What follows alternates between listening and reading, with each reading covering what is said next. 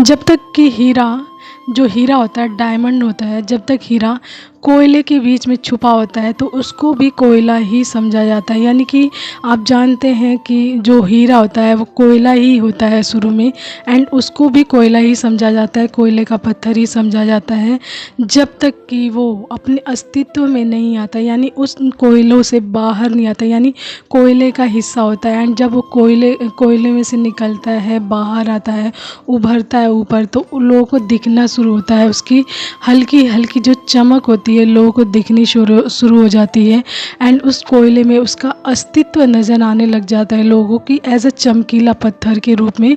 वो दिखने लग जाता है। ठीक है, तो उसके बाद उसकी जो पॉलिशिंग होती है, उसकी साफ़ सफाई होती है, क्लींजिंग होती है, उसके परतों को शेपअप किया जाता है, एंड उस हीरे को बेशकीमती बनाया जाता है। उसकी कीमत का अंदाज़ा लगा पाना ही मुश्किल होता है, यानी कि शानदार बनाया जाता है, कोहिनूर हीरे के रूप में बेशकीमती बनाया जाता है। ठीक है,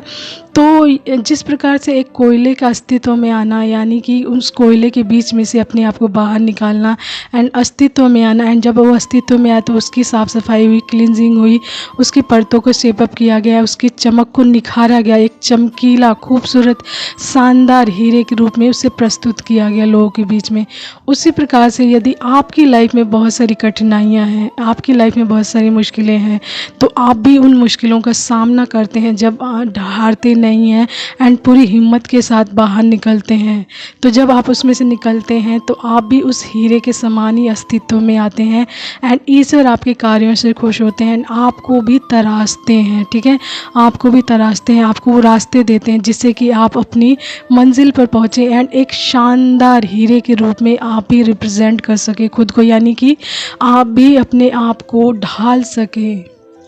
एक शानदार खूबसूरत और एक चमकीले स्टार के रूप में अपने आप को परिवर्तित कर सकें। एज लाइक अ हीरा, जैसे हीरा बेशकीमती बन जाता है उस कोयले से बाहर निकलते, वैसे ही आप कठिनाइयों से बाहर निकलते ही आप भी बेशकीमती बन जाते हैं बहुत ज़्यादा। आप मतलब एक ऐसी पोजीशन प्राप्त कर लेते हैं एंड ईश्वर भी आपको उस पोजीशन तक पहुंचाते हैं जो आपके लिए बना होता है। तो कठिनाइयाँ, ये मत समझिए कि आप कठिनाइयाँ आपको, मुश्किलें, ये जो होती परेशानियाँ, वो आपको सिर्फ दर्द देने के लिए आती है, वो आपके अंदर के टैलेंट को, स्किल्स को एंड आपकी काबिलियत को भी बाहर निकालने आते हैं, आपको हीरा बनाने आते हैं। तो ईश्वर का प्रोसेस ईश्वर ही जानते हैं, तो आपको हमेशा ईश्वर पर ट्रस्ट रखना चाहिए एंड अपनी मुश्किलों से, कठिनाइयों से एंड परेशानियों से हारना नहीं चाहिए, गिव अप नहीं करना चाहिए। ठीक है,